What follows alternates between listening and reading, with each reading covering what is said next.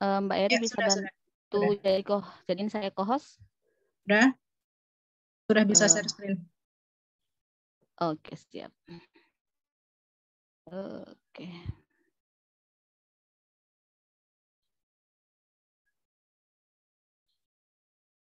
Sudah kelihatan ya?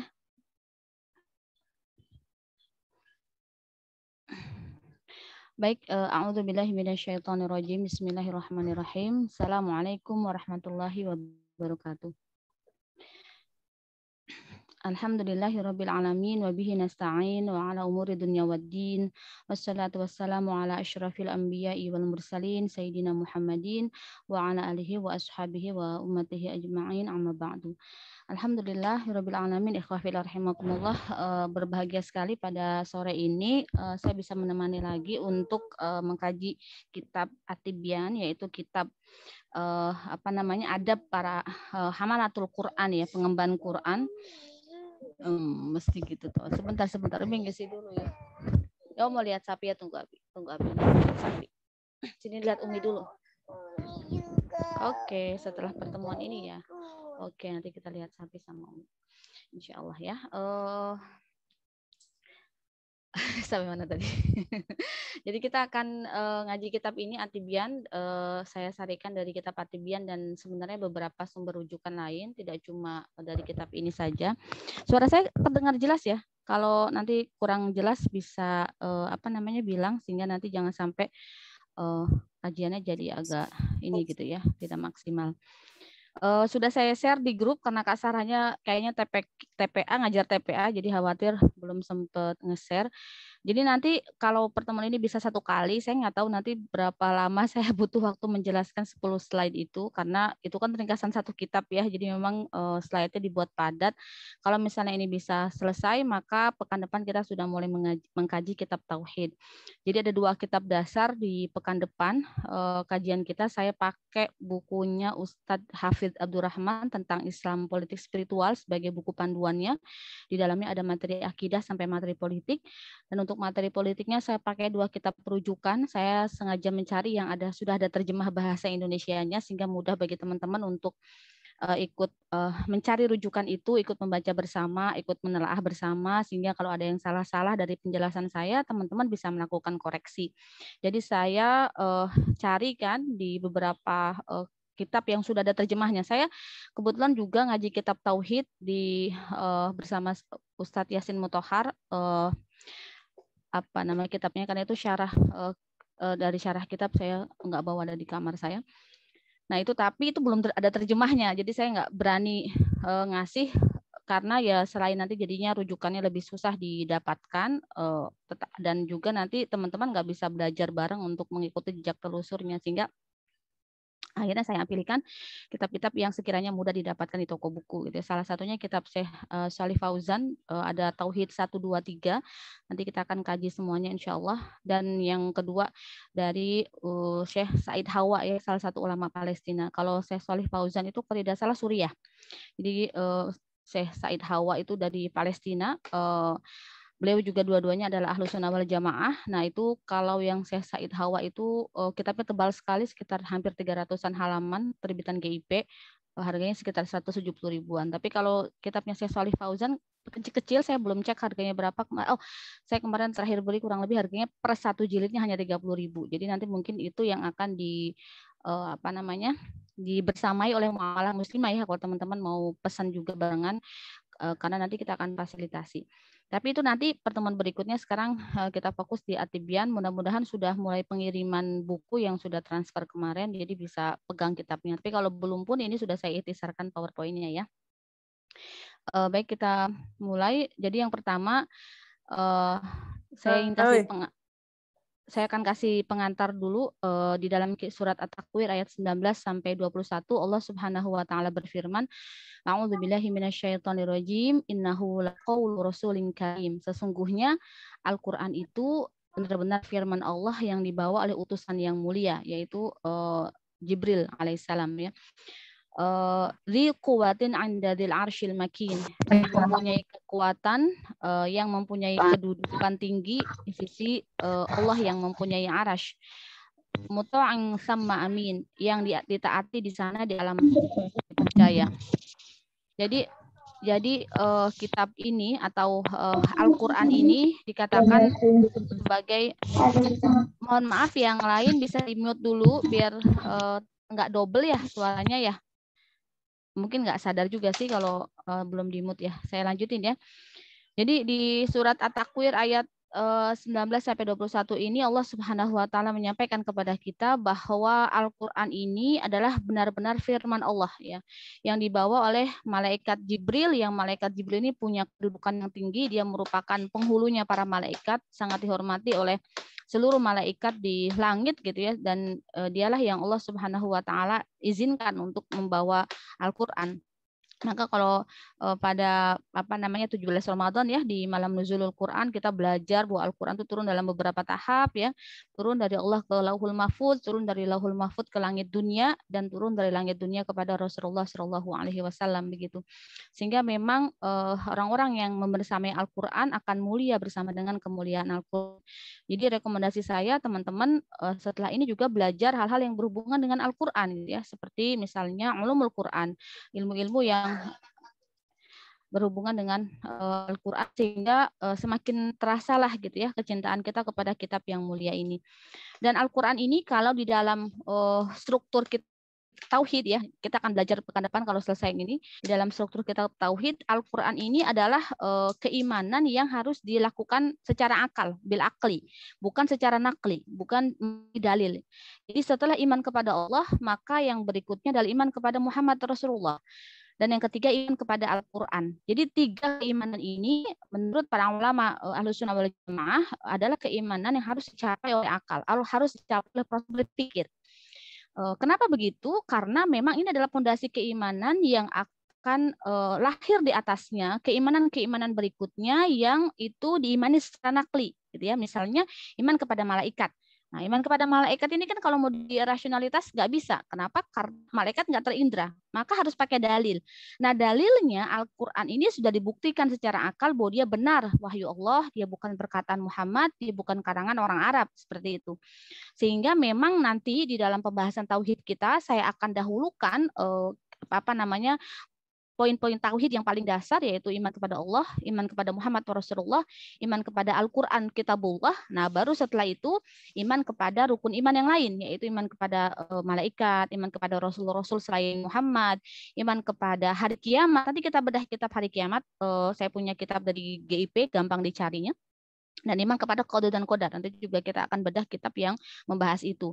Sehingga memang benar-benar teman-teman itu kalau mengkaji ya ada rujukannya. Secara keilmuan dia bersanad atau dapat ditelusur hingga kepada Rasulullah Shallallahu alaihi wasallam begitu ya. Maka Al-Qur'an ini adalah pilar sangat penting di dalam struktur hukum Islam karena dia adalah sumber hukum pertama. Ya, sumber hukum pertama umat Islam. Tidak ada satupun mazhab kecuali menjadikan Al-Qur'an sebagai sumber hukum. Ya, tidak ada ikhtilaf, tidak ada perbedaan pendapat gitu ya. Nanti kalau kita bicara ada ulama yang menggunakan istihsan misalnya karena ada kebaikan di situ, ada masolih mursalah misalnya karena ada manfaat di masyarakat, itu ulama berbeda pendapat. Tetapi kepada Al-Qur'an tidak ada yang berbeda pendapat bahwa dia harus menjadi rujukan sumber hukum bagi umat Islam ketika akan mencari status hukum, baik itu untuk perkara-perkara yang qat'i, perkara-perkara yang pasti, misalnya Al-Quran sudah menyebutkan dalil-dalilnya secara pasti, atau pada perkara-perkara yang Al-Quran menyebutkannya secara zonni, ya, yang itu bisa diistihadkan secara zonni, maksudnya dalilnya itu bisa ditafsirkan gitu ya. Nanti kita akan bahas saat kita membahas iman kepada Al-Quran. Nah, kita kenalan dulu sama nama-nama lain selain Al-Quran. Kenapa ini penting? Karena di dalam nama-nama ini mengandung makna yang sangat dalam ya, mengandung makna yang sangat luar biasa yang kalau kita pahami, maka apapun masalah hidup kita akan balik kepada Quran. Jadi kebetulan saya beberapa kali ikut training yang terhubung dengan Quran. Saya pernah ikut training terjemah Al-Quran sistem Istiqlal, itu sudah saat saya masih kuliah. Yang terbaru saya ikut training TES ya, teknik evaluasi sederhana untuk menghafal Al-Quran. Metode yang ditemukan oleh Kang Jenny, itu juga saya pakai sekarang, di mana kunci menghafal Al-Quran adalah memperbanyak atau memperlama mulazamah terhadap Quran, memperlama proses membersamai Al-Quran. Jadi bukan masalah berapa cepat menghafalnya, tapi seberapa intens kita berinteraksi dengan Quran. Nanti ada rumus di situ 3M, jadi kita nanti misalnya membaca Quran setiap 20 menit, lalu setiap 2 jam sekali membaca Al-Quran 10 menit, yang kedua menghafal Al-Quran 10 menit, 30 menit per hari, dan murojaah 30 menit per hari. Hanya begitu, tapi harus dilakukan setiap hari.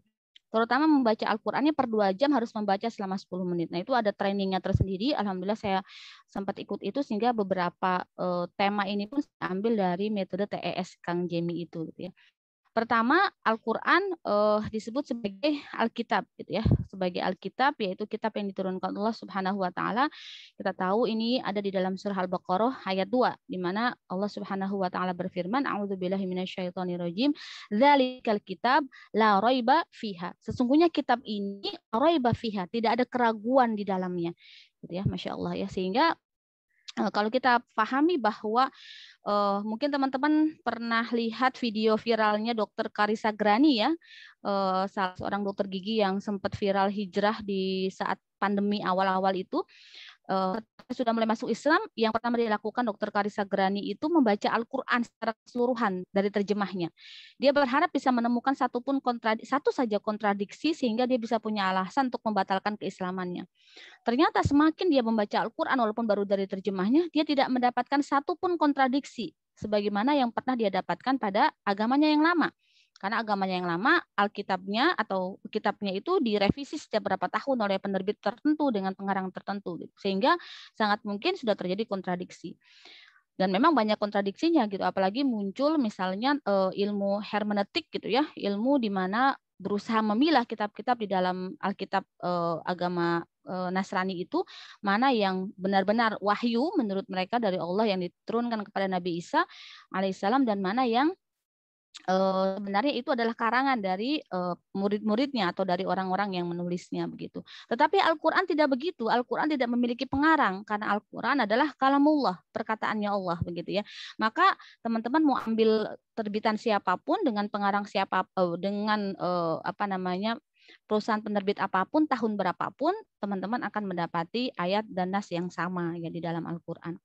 Yang kedua, Al-Quran adalah Al-Huda, petunjuk. Di dalam surat Al-Fussilat ayat 44 ini saya nggak keburu untuk menukil ayat-ayatnya, beberapa kita hafal karena ayat-ayatnya pendek-pendek, tapi nanti insya Allah kita akan coba telusur ya teman-teman, nanti bisa cek sendiri di ayat ini. Jadi memang disampaikan bahwa Al-Huda nas, petunjuk bagi manusia. Sebagaimana kita di dunia ini berjalan dari kehidupan dunia menuju kehidupan akhirat, atau Rasulullah sampaikan bahwa hidup di dunia ini cuma mampir, sebagaimana seorang musafir yang rindang, dia mampir sebentar untuk beristirahat lalu kembali perjalanan, maka kehidupan manusia yang mampir di dunia ini Allah sudah bekali bersamanya Al-Quran. Maka teman-teman ada masalah apapun, galau dalam situasi apapun, teman-teman merasa butuh petunjuk dalam aspek apapun, kembalilah kepada Quran. Maksudnya gimana, Kadang-kadang kita baca tapi suka nggak relate gitu sama apa yang kita alami. Jangan salah gitu ya. Allah itu Maha mendengar hatta tidak pernah kita ucapkan kata-kata itu. Ketika kita galau, ketika hati kita berkecamuk, Allah itu tahu gitu. Allah itu tahu.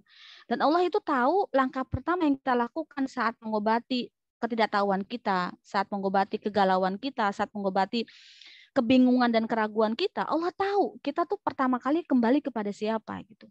Maka sebagaimana di training TS yang saya sampaikan tuh, ketika kita galau, ketika kita suntuk, ketika kita dalam keadaan yang tidak tahu harus melakukan apa, maka langkah pertama yang sangat baik adalah kembalilah kepada Quran. Karena Allah Subhanahu wa taala menjamin Al-Quran itu Al-Huda, dia petunjuk buat manusia. Bersama dengan mendekat kepada Quran, Allah Subhanahu wa taala akan memberikan petunjuk-petunjuk bagi hidup kita. Baik itu sesuatu yang sifatnya praktis, bisa kita langsung jalankan, ada ide, ada ilham gitu ya, atau sesuatu yang merupakan jalan keluar gitu. Yang kalau kita mendekat kepada Quran, Allah akan muliakan kita. Jadi ada salah satu adabnya para pengemban Quran adalah memuliakan Al-Quran. Allah Subhanahu wa taala sitir di dalam ayat-ayat tertentu di dalam Al-Quran gitu ya. Sehingga sebenarnya resep terbaik bagi kita untuk menjalankan hidup ini dengan benar, dengan tepat, kan banyak teman-teman yang tanya, saya harus mulai dari mana Ustaz untuk belajar? Saya harus pegang Islam tuh dengan cara apa? Belajar apa dulu? Pelajari Al-Quran terlebih dahulu gitu. Imani dia, lalu pelajari. Maksudnya pelajari gimana? Apa ayat per ayat, apa ayat tematik gitu ya, atau langsung tafsirnya, langsung syarah dan sebagainya gitu ya. Jadi apapun yang dapat menjelaskan Al-Quran itu kepada kita, ayat per ayatnya, setiap makna di dalamnya, maka kita harus kejar itu gitu ya. Harus kejar itu. Maka mulai dari ilmu-ilmu yang berhubungan dengan Quran seperti tadi saya katakan ulumul Quran gitu ya, sampai misalnya belajar hal-hal yang disampaikan oleh agama dan di dalamnya ada penjelasan di dalam Al-Quran gitu. Jadi percayalah ketika Allah Subhanahu wa taala menyampaikan bahwa Al-Quran itu adalah Al-Huda, maka dia benar-benar berfungsi sebagai Al-Huda gitu ya. Jadi kalau kita memiliki sesuatu di dalam hidup yang kita nggak ngerti harus ngambil keputusan apa, mendekatlah kepada Quran, mulazamahlah bersama Al-Quran gitu ya. Bersamailah Al-Quran, niscaya sebagaimana namanya sebagai Al-Huda, dia akan ngasih petunjuk pada kita. Kadang ada yang suka ngerasa, kalau saya lagi ada masalah, saya buka aja Quran, saya acak aja buka yang mana aja, ya nggak apa-apa, karena semua ayat di dalam Al-Quran itu menjadi pahala ketika kita membacanya, begitu ya. Jadi akan tetapi tentu akan lebih baik kalau misalnya bersama dengan ayat-ayat yang kita baca itu kita lalu berusaha untuk mentadaburinya, untuk mencari maknanya dan seterusnya. Yang ketiga adalah di dalam nama Al-Quran yang lainnya adalah Al-Furqan atau pembeda gitu ya, pembeda antara hak dan batil ya. Di dalam Al-Quran kita akan diingatkan mana yang haram, mana yang halal. Kita akan diingatkan mana talbis iblis, ya, mana tipuan iblis, dan mana petunjuk dari Allah melalui para malaikatnya. Di dalam Al-Quran kita akan terus di-reminder mana kehidupan surga yang indah dan kehidupan neraka yang sangat pedih gitu ya. Kalau kita terus-menerus membersamai Al-Quran setiap hari, kita membaca terjemahnya, kita menyempatkan untuk mempelajari tafsirnya, maka hati kita akan penuh dengan petunjuk Allah, sehingga kita semakin bisa di dalam hidup ini memilih yang benar dibandingkan yang salah. Karena kita semakin bisa membedakan. Ibaratnya hidayah itu akan terus masuk ke dalam diri kita, dipenuhi oleh ayat-ayat Allah di mana Allah Subhanahu wa taala berdialog dengan kita langsung di dalam Al-Qur'an itu. Terus terang setelah saya berusaha PS itu ya, walaupun kadang istiqomah, kadang ya akhirnya cuma ba'da maghrib atau ba'da subuh gitu. Tetapi saya terus mencoba itu dengan bersama terjemahnya. Saya merasakan sekali betapa hati saya penuh dengan Quran gitu. Dengan makna-maknanya, apalagi saya membeli beberapa kitab tafsir dari mulai yang ringkas seperti tafsir lain yang saya sampai tafsir Ibnu Katsir, tapi memang belum semua jilidnya saya punya, beberapa hanya pinjam aja dari perpus. Tapi saya jadi dapat gambaran misalnya kayak peristiwa Isra Mi'raj. Ya saya kaji gitu tafsirnya Isra Mi'raj itu di dalam Al-Qur'an tuh di ayat berapa, tafsirnya apa. Kalau kita lari kepada Quran, Masya Allah gitu, kita akan dapati di dalamnya lautan hikmah gitu ya. Lautan hikmah yang membuat kita semakin bisa membedakan gitu. Ini jadi sebenarnya langkah kita tepat apa enggak, ini sebenarnya bisikan syaitan atau bisikan dari malaikat misalnya seperti itu ya. Insya Allah kita bisa membedakan. Karena Al-Quran ini maknanya ya Al-Furqan gitu, sebagai pembeda tadi gitu ya. Yang berikutnya Al-Quran juga Ar-Rahmah atau maknanya adalah rahmat ya, kasih sayangnya Allah gitu. Sehingga memang kalau kita bersama dengan Quran, maka Allah akan menyelimuti kita dengan rahmatnya gitu. Masya Allah ya. Allah akan menyelimuti kita dengan kasih sayangnya yang memang kalau rahmah Allah berikan kepada semua orang. Lebih-lebih kepada orang yang membersamai Al-Quran. Kita akan bisa merasakan kasih sayang Allah kepada kehidupan kita. Kita terus membersamai Al-Quran. Pasti kerasa deh. Orang-orang yang hidupnya bersama Quran, orang-orang yang harinya dimulai dengan Quran, dia menutup harinya dalam tidur bersama Quran, di waktu-waktu senggangnya yang dia buka Quran gitu ya, itu akan sangat berbeda. Saya punya teman yang sangat konsisten menggunakan metode TES itu, jadi 2 jam sekali dia ngaji Al-Quran selama 10 menit. Dalam setahun dia menerapkan itu, dia sudah hatam Quran lebih dari 100 kali. Lebih dari 100 kali. Jadi kalau awalnya dia bisa hatam Quran per 15 hari, semakin lama dia sampai sudah bisa menghatamkan Al-Quran kalau tidak salah dalam 3-4 hari saja. Bukan karena cepat membacanya, tetapi karena semakin akrab dengan Quran, itu Masya Allah. Kan kita punya grupnya ya, grup yang laporan kalau sudah hatam itu kita laporin. Jadi saya tuh kaget sekali gitu ya. Ya dari awal saya sudah kaget dengan kecepatannya dalam menghatamkan Quran gitu. Padahal surga kita itu sangat bergantung kepada bacaan terakhir kita. Maksudnya seberapa banyak kita membaca Al-Quran dengan tartil, setinggi itulah surga juga kita bisa dapatkan begitu. Oh iya, ya bilang sama Mas ya. Nah, seperti itu. Sehingga bersama Al-Quran kita akan mendapatkan rahmah. Lalu Al-Quran juga bisa berarti ruh gitu ya. Nanti bisa dicek ayatnya dan bisa dibaca tafsirnya. Tapi saya nggak banyak bahas ini. Yang berikut adalah asyifa ya sebagai obat. Nah, lebih-lebihnya lagi bukan cuma obat fisik, tetapi lebih kepada obat hati juga. Karena Al-Quran ini petunjuk, maka kalau kita membersamai Al-Quran, niscaya kegelapan-kegelapan atau dosa-dosa yang ada di hati kita itu pelan-pelan runtuh tanpa kita perlu secara sadar membaca istighfar gitu ya. Seringnya kan kita, oh ya saya hasad, saya dengki, saya sombong, saya iri, lalu kita mohon ampun gitu ya. Nah bersama Al-Quran tanpa terasa sadar gitu ya kita mengistighfarinya gitu, itu juga bisa meruntuhkan penyakit-penyakit yang ada di dalam diri kita. Kenapa? Karena kita penuh dengan cahaya gitu. Karena diri kita penuh dengan ayat-ayat Allah gitu ya. Sehingga pelan tapi pasti kita semakin membenci tindakan-tindakan yang bertentangan dengan apa yang disampaikan Allah melalui Al-Quran itu gitu.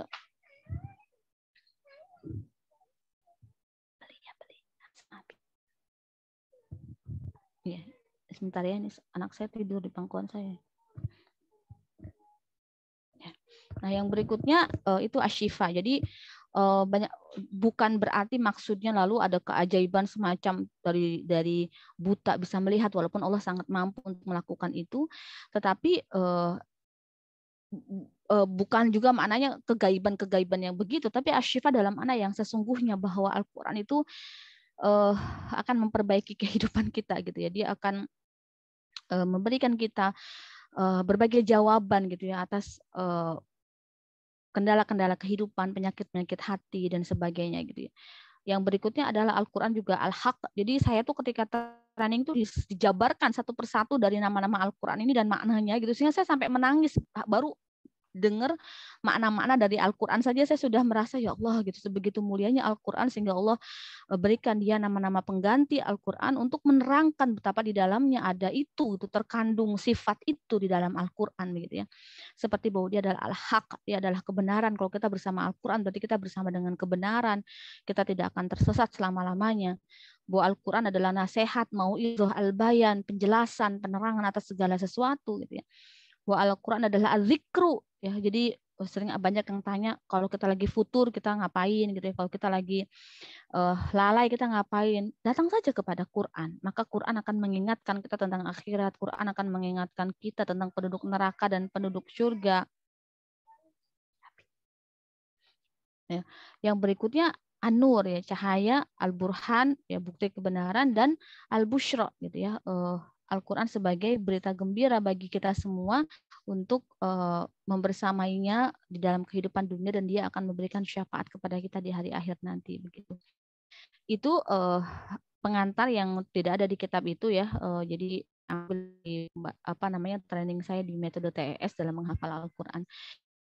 Yang berikutnya kita akan kenalan dengan penulis ini. Penulis lengkap dari At-Tibyan ini adalah Imam An-Nawawi. Dia adalah Abu Zakaria Yahya bin Syaraf bin Muri. Jadi nama ayahnya adalah Syaraf bin Muri, bin Hasan bin Husain, dan seterusnya. Jadi ada di dalamnya Asy-Syafi'i Al-Asy'ari. Jadi sebenarnya ini karena beliau bermazhab Syafi'i sehingga dinisbahkan kepada namanya. Beliau lahir di bulan Muharram 631 Hijriah di desa Nawa, itu salah satu desa di Damaskus ya, berarti Damaskus itu di Suriah ya. Dan kenapa disebut An-Nawawi? Nah, itu diambil dari nama kota beliau lahir, yaitu Nawa. Maknanya adalah pemimpin kota Nawa gitu ya. Makanya lalu lebih dikenal sebagai Imam An-Nawawi. Padahal nama beliau adalah Abu Zakaria Yahya. Ya, Masya Allah ya. Jadi terkenalnya dari nama kotanya, kayak misalnya dari Jogja Al-Jogjawi ya gitu ya. Dari mana misalnya saya dari Bekasi Al-Bekasiwi ya. Bikasiwi, mungkin seperti itu. Nah, yang sangat luar biasa adalah karya-karyanya beliau. Jadi dalam kitab di sini disebutkan bahwa dalam satu hari beliau diminta oleh gurunya untuk mempelajari 12 pelajaran secara langsung berturut-turut, mulai dari fikih, usul fikih, bahasa, ulumul Quran, ulumul hadis dan sebagainya. Jadi saya ketika membaca kitab ini tuh sangat takjub gitu ya dengan kesungguhan beliau di dalam mengkaji ilmu-ilmu agama. Bahkan dalam satu hari beliau diminta untuk mengkaji 12 disiplin ilmu gitu ya, dan itu terus-menerus sepanjang kehidupan beliau gitu ya, Masya Allah. Jadi ada karya di bidang fikih, ada Adabul Mufti wal Mustafti, ada Al-Usul wa Ad-Dawabit, ada Idhu fi Manasik Al-Hajj. Saya punya yang mana ya? Ada Mukhtasar At-Tanbih, ada Al-Majmu. Saya kayaknya ini nggak punya semua ini kitabnya Imam Nawawi yang di bidang fikih yang saya punyanya kayaknya yang di bidang ada deh saya ini yang di bidang hadis. Saya punya kitab Al-Azkar karangan Imam Nawawi. Beliau mengumpulkan di dalamnya dalil-dalil baik itu dari Al-Quran dan hadis yang berisi zikir dan doa-doa. Al-Arabiyah An-Nawawiyah yang 40 itu juga teman-teman pasti banyak yang punya ya, karena itu sangat familiar, sangat muktabar di kalangan masyarakat. Juga banyak sekali ini Riyadhus Shalihin ya, teman-teman juga pasti banyak yang punya. Ini juga kitab karangan Imam An-Nawawi. Jami'us Sunnah min Syarah Sahih Muslim. Nah, ini juga salah satu syarah Sahih Muslimnya adalah Imam An-Nawawi yang membuatnya. Dan karya-karya lain sang imam di dalam berbagai bidang ini Masya Allah. Jadi bayangkan ini banyak sekali ya karya beliau selama hidupnya. Beliau meninggalnya ini 70, lahirnya 631. Berarti umurnya sekitar 45 tahun. Ya, subhanallah. Hanya dalam usia 45 tahun saja beliau sudah mengarang puluhan kitab yang tentu masing-masing kitabnya tidak ditulis dengan asal-asalan begitu ya, bukan juga copy paste seperti mahasiswa zaman sekarang kebanyakan begitu ya, Masya Allah. Nah, berikutnya ini juga bukan dari kitab At-Tibyan, tapi saya sarikan dari rujukan-rujukan yang lain bahwa ada 5 kewajiban kita terhadap Al-Quran. Nah, ini seringkali kaum muslimin tuh berpikir bahwa kewajiban dia terhadap Al-Quran itu hanya membaca dan menghafalkannya saja, gitu. Sehingga kaum muslimin berlomba-lomba gitu ya untuk menghafal Quran, berharap mendapatkan mahkota dari cahaya dan sebagainya. Mereka melupakan 4 kewajiban yang lain gitu ya. Maka saya ingatkan kepada kita semua, termasuk kepada saya sendiri, bahwa sebenarnya kita punya 5 kewajiban terhadap yang ada kalanya bersifat fardu kifayah, wajibnya wajib kifayah, ada kalanya bersifat wajib ain, yaitu yang setiap orang harus bisa gitu ya. Yang pertama adalah membacanya dengan tartil. Dalam surat Al-Muzammil ayat 4 Allah Subhanahu wa taala berfirman, A'udzubillahi minasyaitonirrajim, murattil Qur'ana tartila. Ya, jadi dan bacalah Al-Qur'an itu dengan bacaan yang tartil, yang perlahan-lahan, yang benar makhrajul hurufnya, yang benar tajwidnya dan sebagainya, sehingga memang fardu ain bagi setiap muslim itu untuk bisa membaca Al-Qur'an dengan tartil. Ada banyak nas yang menyampaikan bahwa ketika kita membaca dengan tartil, maka kita bersama Al-Qur'an yang mulia, bersama para malaikat yang mulia. Tetapi ketika kita bisa membacanya masih terbata-bata, maka kita mendapatkan 2 pahala. Jadi intinya terus belajar, memperbaiki bacaan Quran kita. Jangan sampai berhenti di terbata-batanya gitu ya. Jadi kalau kita bacanya itu lancar tartil, kita bersama kiramin barorah, para malaikat yang mulia. Nah, tapi kalau kita bacanya masih terbata-bata, maka kita akan mendapatkan 2 pahala dari bacaan tersebut. Masya Allah gitu ya. Itu yang pertama, membaca Al-Quran. Setiap orang wajib bisa membaca Al-Quran. Itu kewajiban seorang muslim gitu ya. Karena bersama membaca Al-Quran dia mendapatkan ibadah darinya. Bahwa satu huruf itu mendapatkan 1 pahala. Dan 1 pahala itu akan dilipat gandakan 10 pahala. Dan akan dilipat gandakan tanpa batas. Dan dalam hadis dikatakan 1 huruf itu ya 1 alif, itu 1 huruf, ba 1 huruf, bukan 1 kata, begitu ya. Nah, yang kedua adalah memahami isi dan tafsirnya. Di dalam surat An-Nisa ayat 82 Allah Subhanahu wa taala berfirman, "A'udzubillahi minasyaitonirrajim, afala yatadabbarunal Qur'ana." Jadi apakah mereka tidak memperhatikan Al-Qur'an ini? Ya. Jadi apakah Al-Quran itu bukan dari sisi Allah, tentulah mereka mendapat pertentangan yang banyak di dalamnya. Jadi kewajiban kedua yang ini sifatnya fardu kifayah adalah memahami Al-Quran, memahami isi dan tafsir Al-Quran. Maksudnya apa fardu kifayah? Maksudnya kalau kita tidak mampu karena belum memiliki ilmu untuk memahami secara langsung Al-Quran, maka kita boleh taklid. kita boleh mengikuti pemahaman para ulama terhadap Al-Quran. Kita boleh mengambil pendapat ulama tentang tafsir Al-Quran. Begitu ya. Jadi bukan berarti lalu sembrono gara-gara wajib kita lalu menafsirkan sendiri, salah. Karena memahami isi dan tafsir Al-Quran adalah fardu kifayah yang harus dipahami oleh kaum muslimin agar umat bisa terarahkan, umat bisa memahami petunjuknya, gitu, bisa memahami isi-isi di dalamnya yang menjadi perintah dan larangan di dalam Islam. Tetapi bukan berarti kalau tidak memiliki ilmu lalu kita memaksakan diri menafsirkannya, tidak. Maka kita diminta untuk mengikuti para ulama yang memiliki kemampuan dan ilmu, yang memiliki kealiman dan kedekatan kepada untuk bisa memahami makna dan tafsirnya, gitu ya.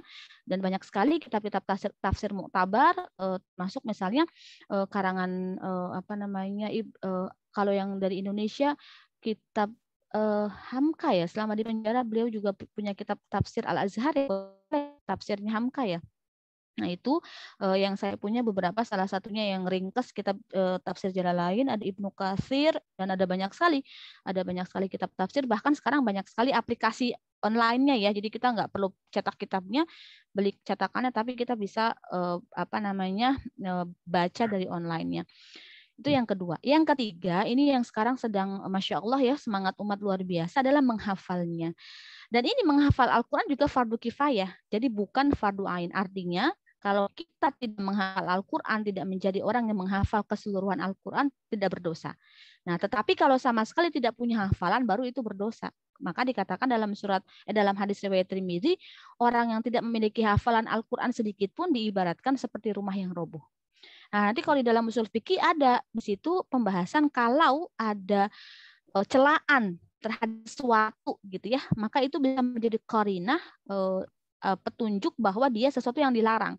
Tetapi dilarangnya jazim itu berarti haram, atau dilarangnya ghairu jazim, tidak terlalu pasti atau tidak terlalu kuat berarti nanti jadi makruh. Itu sangat bergantung kepada jenis larangannya atau qarinahnya. Jadi kalau teman-teman belajar usul fikih, teman-teman akan belajar bahwa sebuah perintah, sebuah amr itu atau sebuah ayat itu dia akan punya qarinah dan akan punya tunjukkan dia sebenarnya masuk ke dalam kategori wajib, sunnah, makruh atau haram. Maka menghafal Al-Quran itu fardu kifayah, gitu ya, fardu kifayah. Nah, jadi yang lain apa tadi membacanya dengan tartil ya. Maka kalau misalnya jangan pernah punya pikiran gini ya, pokoknya SMP Quran dulu, lalu SMA baru belajar biasa. Ya nggak apa-apa kalau memang anaknya punya kemampuan, anaknya punya kecintaan kepada Al-Quran, sudah terbentuk semangat yang menghafal Al-Quran. Tetapi anak-anak kaum muslimin saat ini banyak sekali ketika memahaminya tidak komprehensif, mereka menghafal Al-Quran tetapi mereka tidak memahami isinya. Mereka tidak memahami tafsirnya sehingga mereka kesulitan mengamalkannya apalagi mendakwahkannya. Mereka sekedar menghafalnya dan sanggup membacanya dengan tartil tetapi mereka melupakan kewajiban mereka terhadap Quran yang lain. Ya, apa yaitu mengamalkannya. Ini hukumnya justru fardu ain. Ya, di dalam hadis riwayat Abu Daud disampaikan siapa yang membaca Al-Quran dan mengamalkan isinya, ya, yang membaca Al-Quran dan mengamalkan isinya, ia akan mengenakan mahkota kepada kedua orang tuanya pada hari kiamat, yang cahayanya lebih baik daripada cahaya mentari yang menerpa rumah-rumah di dunia. Masya Allah. Jadi mahkota dari cahaya itu Allah berikan kepada siapa? Kepada orang yang tilawah Quran dan dia mengamalkan isi Al-Quran. Bukan sekedar kepada orang yang menghafalnya saja, tetapi dia tidak mengamalkan, tidak memahami isinya. Sehingga doronglah anak-anak kita untuk menjadi hamalatul Quran, menjadi pengemban Quran. Yang Quran itu dia bersamai. Berarti dia baca dengan tartil, dia pahami isinya, dia hafalkan, dia amalkan, dan dia dakwahkan. Nah, maka nanti kitab ini kan judulnya sebenarnya ada hamalatul Qurannya. Saya lupa bahasa Arabnya apa ya. Karena saya juga punyanya At-Tibyan fi Adabi Hamalatil Quran. Jadi penjelasan terhadap apa adab-adab orang yang mengemban Quran. Jadi kalau disebutkan hanya menghafal Quran, saya nggak sepakat. Kata hamalah itu mengemban Quran itu nggak cuma menghafal, tetapi 5 kewajiban ini yaitu membacanya, memahami isi dan tafsirnya, menghafalkannya, mengamalkannya, lebih-lebih mendakwahkannya. Dalam surat Ali Imran ayat 104 ya. Jadi di dalam termasuk di surat Al-Fussilat ayat 33 ketika Allah Subhanahu wa taala berfirman, A'udzubillahi minasyaitonirrajim wa man ahsanu qaulan mimman da'a ilallah wa 'amila sholihan wa qala innani minal muslimin. Siapakah yang lebih baik perkataannya daripada orang yang menyeru kepada Allah, yaitu menyeru kepada Al-Quran, menyeru kepada petunjuk dan penawar. Dalam Al-Quran sendiri dikatakan begitu, menyeru kepada Al-Islam, mengerjakan amal solih dan berkata sesungguhnya aku termasuk orang-orang yang berserah diri. Nah, inilah 5 kewajiban terhadap Quran. Orang-orang yang kita sebut sebagai hamalatul Quran, orang yang mengemban Quran di dalam hidupnya. Dia akhlaknya adalah Quran, kata-katanya itu Quran, itu Quran. Ya seperti itu. Orang yang menjadikan Quran itu dia baca, dia pahami, dia hafal, dia amalkan, dan dia dakwahkan. Sehingga dia tentu akan mensortir kegiatannya, akan mensortir kehidupannya untuk tidak melakukan hal-hal yang menyimpang atau sangat jauh dengan apa yang sedang dia emban, yaitu Al-Quran tadi. Bukan berarti nggak boleh dengar musik, bukan berarti nggak boleh nonton film, tapi dia benar-benar sangat hati-hati karena dia tahu dia adalah hamalatul Quran, pengemban Al-Quran gitu. Maka di sini saya akan sampaikan tentang adab-adab pengemban Al-Quran sebagaimana dasar dari kitab ini, begitu ya. Nah, yang pertama dan yang paling utama di dalam kitab ini disampaikan bahwa seorang pengemban Quran harus ikhlas ya, harus ikhlas mengemban Al-Quran semata-mata karena Allah Subhanahu wa taala. Nah, dalam hadis riwayat Bukhari Muslim disampaikan bahwa sesungguhnya innamal a'malu binniyatin wa kulli imri'in ma nawa, dan setiap orang itu mendapatkan balasan sesuai dengan niatnya. Maka Ibnu Abbas radhiyallahu anhu berkata, seseorang itu akan menghafal Al-Qur'an atau akan mengemban Al-Qur'an sesuai dengan kadar niatnya. Anak kedua saya di pondok saya masukin ke program tahfidz Quran gitu ya, program tahfidz Quran. Ya, tapi namanya anak ya gitu. Dapatlah laporan dari ustazanya kalau perkembangan hafalannya tidak secepat teman-temannya gitu ya. Jadi yang target hafalannya harus sekian lembar gitu, tapi ternyata hanya berapa. Saya telepon lah dia, Kak, gimana menghafal Qurannya? Ya aku udah mulai Mi, tapi aku malu, aku belum banyak. Oh ya nggak apa-apa sayang, cintailah Quran, bersamailah Quran gitu. Berapa setiap hari ya? Aku setiap hari bisanya 1 halaman Mi. Oh Masya Allah, itu sudah baik sekali. Jadi saya selalu tekankan kepada anak-anak bahwa kewajiban kita bukan hanya menghafal Al-Quran gitu ya. Kalau kita bisa menghafal dalam waktu cepat, Masya Allah, itu bagian dari anugerah Allah yang luar biasa. Tetapi dalam waktu lama itu pun juga anugerah dari Allah, karena kita berarti semakin lama membersamai Al-Quran. Jadi kebaikan itu bukan hanya ada pada kecepatan, tapi kebaikan juga ada pada lamanya kita bersama dengan Al-Quran. Jadi nggak boleh putus asa gitu ya. Dan itu kan hanya akan muncul itu karena rasa cinta begitu ya, karena rasa cinta. Nah, di sini di dalam kitab ini disampaikan Abul Qasim Al-Qusairi menyampaikan ikhlas itu ialah meniatkan ketaatan hanya untuk Allah Subhanahu wa taala, yaitu dia melakukan perbuatan itu terhindar dari bentuk perhatian makhluk. Jadi seseorang yang melakukan sesuatu itu hanya karena Allah dan dia tidak ingin menarik perhatian makhluk, maka dia berarti ikhlas. Dia memurnikan niat dari perhatian kepada makhluk. Semakin clear ya mana ikhlas. Jadi saya saat baca kitab At-Tibyan ini, buat saya kutipan-kutipan para ulamanya itu sangat clear. Oh iya, berarti kalau kita masih pengen menarik perhatian hamba dari apa yang kita lakukan, kita belum ikhlas gitu. Sampai kita nggak butuh perhatian manusia atas amal kita, maka itulah keikhlasan gitu ya, Masya Allah. Huzaifah Al-Mar'ashi, mohon maaf ini saya nulisnya hu-nya kok 2 kali ya. Dikatakan ikhlas itu adalah samanya perbuatan hamba antara yang tampak dengan yang tersembunyi, Masya Allah. Kita kan kadang suka basa-basi gitu ya. Enggak gitu ya, padahal dalam hati kita nggak suka gitu. Padahal yang dengan ikhlas itu ya apa yang dalam hati ya itu yang kita tampakkan. Maksudnya ya ini bicara ibadah kepada Allah ya. Ya kalau memang niatnya ya Allah, di dalam sikap kita juga akan tampak bahwa dia itu ikhlas gitu, nggak merasa malas ketika dicela, nggak merasa sedih ketika dicela, juga tidak tinggi ketika dia dipuji gitu. Dan itu terasa sekali kalau memang niat kita karena Allah. Jadi ya whatever lah dengan penilaian manusia gitu. Maka di sini Zunnun mengatakan ada 3 tanda ikhlas, yaitu memposisikan pujian sebagai celaan, tidak mengingat-ingat amalan-amalan baik, dan mengharap balasan amal tersebut hanya untuk akhirat. Nah ini menurut Zunnun. Fudail bin Iyad menyampaikan bahwa ikhlas itu adalah meninggalkan perbuatan untuk manusia adalah ria. Jadi kita mau ngaji, takut orang lihat, jadi kita tinggal. Berarti kita sebenarnya ria. Melakukan perbuatan karena manusia itu syirik. Ya Allah, na'udzubillah min dzalik. Kita melakukan karena pengen dipuji orang, kita melakukan karena pengen dapat respon manusia, kita melakukan karena tujuan-tujuan kepada manusia. Na'udzubillah min dzalik. Itu adalah kesyirikan. Karena kita berarti minta balas dari Allah. Berarti kita menjadikan manusia itu sebagai pengganti Allah yang dapat memberikan imbalan, ajrun gitu ya. Na'udzubillah min dzalik. Nah, sedangkan ikhlas kata Syekh Fudail bin Iyad adalah Allah Subhanahu wa taala menghindarkanmu dari keduanya. Oh, Masya Allah ya. Berarti kita tidak menanggalkannya karena manusia, juga tidak melakukannya karena manusia, tetapi semata-mata melakukannya karena Allah. Manusia mencela tetap kita lakukan, manusia tidak memuji tetap kita lakukan. Ya, tidak kita tinggalkan karena manusia komen negatif, juga tidak kita lakukan karena manusia komen positifnya. Karena itu ya. Jadi kalau kita tinggalkan dia, kalau kita lakukan karena manusia, dorongan manusia, kita jadi syirik, gitu. Karena berarti kita minta balasan dari hamba. As-Sari berkata, janganlah sedikit pun kamu beramal karena manusia, meninggalkan satu amalan karena manusia, dan mengungkapkan sesuatu karena manusia. Itu berarti kita belum ikhlas, Masya Allah. Kejujuran yang paling langka menurut Al-Qushairi adalah samanya perbuatan yang tidak tampak dengan yang tampak. Ya Allah, la haula wala quwata illa billah. Semakin kita belajar dari kutipan para ulama yang mulia ini, maka kita semakin menyadari bahwa kita perlu belajar banyak menata hati kita untuk melakukan amal semata-mata ikhlas karena Allah Subhanahu wa taala. Nah, di dalam surat Al-Bayyinah ayat 5 Allah Subhanahu wa taala berfirman, A'udzubillahi minasyaitonirrajim, wa ma umiru illa liya'budullaha mukhlishina lahuddin hunafa'a wa yuqimus salata wa yu'tuz zakata wa dzalika dinul qayyimah.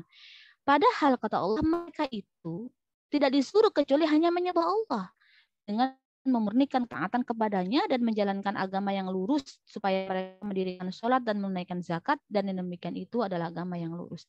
Jadi Allah hanya memerintahkan kita untuk taat kepada Allah dengan ketaatan yang lurus. Hanya menyembah Allah saja, bukan yang lain. Ini perintah untuk ikhlas gitu ya. Jangan sampai kita merasa tuntutan Allah banyak banget. Oh enggak, kita cuma diminta menyembah Allah dengan ketaatan yang sebenar-benarnya, bukan karena motivasi-motivasi duniawi lainnya begitu ya. Itu yang pertama adabnya. Jadi adab pengemban Quran. Yang kedua, adab pengemban Quran adalah membersihkan mulut atau bersiwak. Ya, jadi Rasulullah SAW pernah bersabda, kalau saja aku tidak khawatir akan memberatkan umatku, niscaya aku akan minta umatku untuk bersiwak setiap kali mau sholat. Nah, ini di sini ada tolab ya, ada perintah, tetapi perintahnya ini tidak jazm, tidak pasti, sehingga jatuhnya jadi sunnah. Nah, maka diminta untuk selalu membersihkan mulut setiap kali akan membaca Quran, bahkan setiap kali akan sholat. Para Syekh Imam An-Nawawi mengatakan kalau kita mau baca Quran kita gosok gigi, bersihkan mulut kita. Ya nggak harus gosok gigi, mungkin juga kumur-kumur. Tapi kalau di sini bersiwak, jadi benar-benar bersiwak. Dan saya pun sekarang mulai melatih diri untuk bersiwak. Jadi habis gosok gigi saya pakaiin siwak lagi gitu loh. Karena ya memang itu bagian dari sunnah, hukumnya sunnah bersiwak itu, Masya Allah ya. Kalau kita menghidupkan sunnah, maka Allah akan selalu menjaga yang wajib-wajib dari kita, karena kita berarti sudah menambahnya dengan yang sunnah. Yang ketiga, dalam keadaan suci. Walaupun para ulama tidak mengatakan bahwa tidak boleh dalam keadaan, bukan berarti kita dalam keadaan misalnya tidak punya wudhu lalu nggak boleh baca Quran, enggak gitu ya. Dalam keadaan suci di sini adalah yang lebih utama begitu ya. Asal kita tidak dalam keadaan berhadas, misalnya sedang haid, sedang nifas dan sebagainya, atau sedang junub misalnya ya. Dan bahkan diminta bertayamum kalau tidak ada air. Tempat di mana kita membaca Quran bersih, maka nanti nggak boleh misalnya baca Quran di toilet dan sebagainya. Berikutnya keutamaannya adalah menghadap kiblat. Memulai qiraah dengan ta'awuz gitu ya. Mengawali setiap surat dengan basmalah kecuali dalam surat At-Taubah. Mentadaburi Quran ya, ini juga tadi kita sudah bahas, menangis ketika membaca Al-Qur'an ya. Ini saya surat apa ya, enggak saya tulis ya. Allah Subhanahu wa taala berfirman, yakhiruna lil azqani yabkuna wa yaziduhum khusyu'an. Dan mereka menyungkur atas muka mereka sambil menangis dan mereka bertambah khusyuk saat dibacakan Quran. Kalau kita belum mengerti bahasa Arabnya Quran, maka segera baca terjemahnya gitu, sehingga kita bisa merasakan nikmatnya membaca Al-Quran, menangis ketika Allah cerita tentang neraka misalnya, bersyukur ketika Allah gambarkan surga, berseri-seri ketika Allah menceritakan surga atau memfirmankan surga kepada Rasulullah dan kita baca gitu ya. Rasulullah SAW bersabda, bacalah Al-Quran dan menangislah. Jika engkau tidak bisa menangis, berusahalah agar engkau menangis. Sampai seperti itu ya, Masya Allah. Yang berikutnya adabnya adalah membaca dengan tartil. Berikutnya memohon karunia Allah saat membaca Al-Quran. Misalnya kita bisa doa Allahumma inna nas'alukal afiyah. Itu boleh ya. Dari Al-Quran kita bisa juga sambil berbaca doa tersebut. Yang berikutnya adalah memuliakan Al-Quran. Ini kalau tidak salah di surat Al-A'raf ya, ayat 204 ketika Allah Subhanahu wa taala berfirman, A'udzubillahi minasyaitonirrajim wa idza quri'al Qur'ana fastami'u lah wa ansitu la'allakum turhamun. Dan apabila dibacakan Al-Quran, maka dengarkanlah dengan baik ya. Dan perhatikanlah dengan tenang agar kamu mendapat rahmat. Jadi kalau lagi baca Quran jangan pada teriak gitu, jangan pada nyanyi. Orang sholat aja kalau orang sholat kita nggak boleh kencang suaranya. Termasuk ketika ada orang baca Quran kita dengarkan karena itu adalah bacaan-bacaan mulia yang sedang diperdengarkan gitu. Nah, yang berikutnya tidak boleh membaca Al-Quran dengan bahasa selain Arab. Nah, ini ada perbedaan pendapat di kalangan ulama. Bukan berarti lalu kita nggak boleh baca Quran tafsir terjemah bahasa Indonesianya ya atau bahasa Inggris. Bukan, maksudnya adalah bahwa bacaan Al-Quran yang Arab itu memang harus disertakan, harus kita baca dengan bahasa Arabnya itu. Sehingga tidak boleh misalnya di dalam sholat baca An-Nas misalnya Qul a'udzu birabbin nas, kita bacanya wahai Tuhan yang menciptakan manusia, itu nggak boleh gitu ya. Walau wahai Tuhannya manusia gitu, itu nggak boleh bacanya begitu ya. Kita bacanya bahasa Arabnya, apalagi di dalam sholat. Gitu ya. Boleh membaca Al-Quran dengan qiraah sab'ah, jadi nanti ada riwayat ini di dalam Ulumul Quran ya, ada pembahasan bahwa Al-Quran itu sebenarnya dibaca dalam 7 bacaan yang masing-masing riwayatnya mutawatir. Nah ini tidak saya bahas panjang lebar karena nanti kalau teman-teman mau dalami tentang qiraah sab'ah itu ada di dalam Ulumul Quran ya. Berikutnya membaca Al-Quran dengan urutan mushaf. Nah, kalau di kitab At-Tibyan ini ada rekomendasi misalnya sholat subuh pada hari Jumat, rakaat pertama baca As-Sajdah, di rakaat kedua baca Al-Insan. Dalam sholat Aid, di rakaat pertama baca surat Qaf, dan di rakaat kedua baca surat Al-Qamar. Di dalam 2 rakaat sholat fajar atau sholat duha, misalnya di rakaat pertama baca surat Al-Kafirun, di rakaat kedua baca surat Al-Ikhlas. Atau di witir misalnya rakaat pertama baca Al-A'la, rakaat kedua baca surat Al-Kafirun, dan rakaat ketiga misalnya surat Al-Ikhlas dan surat Al-Falaq dan An-Nas. Itu rekomendasi kitab ini salah satunya. Jadi kalau baca tuh urut. Kalau misalnya sudah baca Al-Baqarah ayat 1 sampai 5 ya ayat bacaan berikutnya di rakaat berikutnya ayat 6 sampai 10 misalnya begitu. Itu afdalnya. Yang berikutnya membaca Al-Quran dengan melihat mushaf itu juga dalam kitab ini direkomendasikan. Jadi kalau sudah menghafal beda ya, menghafal nggak pakai mushaf nggak apa-apa. Tapi kalau sedang membaca bacalah dengan mushaf karena mata kita berarti juga beribadah, berpahala di situ. Selain telinga kita, mungkin tangan kita yang memegang mushaf juga akan menjadi saksi tempat duduk kita dan sebagainya. Seluruh panca indera kita terlibat di dalam proses tilawah Quran itu ya. Yang berikutnya juga di afdolnya membaca Al-Quran secara berjamaah. Dalam hadis riwayat Muslim dan Abu Daud disampaikan bahwa tiadalah suatu kaum berkumpul dalam salah satu di antara rumah-rumah Allah Subhanahu wa taala yang mereka membaca kitabullah dan mengkajinya di antara mereka kecuali turun ketenangan di antara mereka dan mereka diliputi rahmat serta dikelilingi malaikat. Dan Allah Subhanahu wa taala menyebutkan mereka di antara makhluk yang di sisinya. Jadi ini Masya Allah ya termasuk teman-teman yang berkumpul di Zoom hari ini dan nanti insya Allah mungkin yang berkehalangan hari ini lalu melihat di YouTube. Niscaya kita termasuk orang-orang yang berkumpul gitu ya untuk membaca Al-Quran, untuk mengkaji maknanya. Maka Allah Subhanahu Wa Taala akan menurunkan ketenangan bagi kita. Bahkan didoakan oleh seluruh makhluknya yang ada di langit dan di bumi. Kalau di dalam riwayat lain sampai ikan-ikan di lautan gitu ya. Maka di grup 2 ya tadi ada yang bertanya, Ustazah saya nggak bisa kalau hari Selasa jam 4. Saya katakan ya saya juga susah sih nyari waktu di mana kita semua bisa gitu ya. Tetapi teruslah berusaha untuk meluangkan waktu mengkaji ilmu karena bersama dengan kajian ilmu itu selain ketika mengkajinya kita mendapatkan rahmat, mendapatkan ampunan, mendapatkan doa-doa bukan cuma dari malaikat tapi juga dari seluruh makhluk yang Allah ciptakan. Ini juga menjadi salah satu jalan tercepat kita menuju surganya Allah. Karena orang-orang yang sedang menuntut ilmu dia berarti telah berjalan di jalan surga gitu ya, Masya Allah. Ya seperti itu sehingga walaupun kita sudah jadi ibu rumah tangga, anaknya sudah banyak, kesibukannya padat atau yang bekerja dan sebagainya, jangan pernah tanggalkan peran kita sebagai thalibah ya, sebagai pelajar, sebagai orang yang senantiasa menuntut ilmu agama. yang di dalamnya dibacakan Quran, yang di dalamnya disampaikan makna-makna Al-Quran dan seterusnya. Yang berikutnya membaca Al-Quran sambung menyambung secara bergantian, itu juga afdaliyah ya gitu menurut kitab At-Tibyan ini. Yang berikutnya mengeraskan suara dalam membaca Al-Quran. Maksudnya mengeraskan di sini bukan teriak ya, tetapi dengan suara. Jadi bukan di dalam hati. Nah, jadi itu lebih utama. Tidaklah Allah mendengarkan kepada sesuatu sebagaimana ia mendengarkan kepada Nabi yang bagus suaranya melakukan Al-Quran dan mengeraskan suaranya. Aduh, mohon maaf ya, ini hadisnya tulisannya kok masuk-masuk begini. Saya nggak ngecek lagi. Orang yang membaca Al-Quran dengan suara keras seperti orang yang bersedekah secara terang-terangan. Sedangkan orang yang membaca Al-Quran dengan suara lirih seperti orang yang bersedekah dalam diam-diam. Masya Allah ya. Jadi dua-duanya baik, tetapi lebih afdol baca tuh ada suaranya gitu ya, bukan yang dalam hati. Larangan membaca Quran dalam beberapa keadaan. Misalnya dalam waktu-waktu tertentu kan sudah ada bacaannya ya, kayak sholat tuh kan ruku sudah ada bacaannya, sujud sudah ada bacaannya.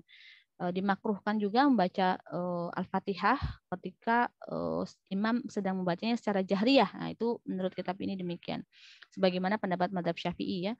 Yang ketiga dilarang membaca Al-Fatihah pada Al-Quran saat duduk di tempat hajat gitu ya. Nggak boleh, bukan cuma Al-Fatihah tapi sebenarnya juga surat-surat yang lain gitu. Kalau lagi hajat ya kalau mau berdoa di dalam hati, bukan yang dijahirkan.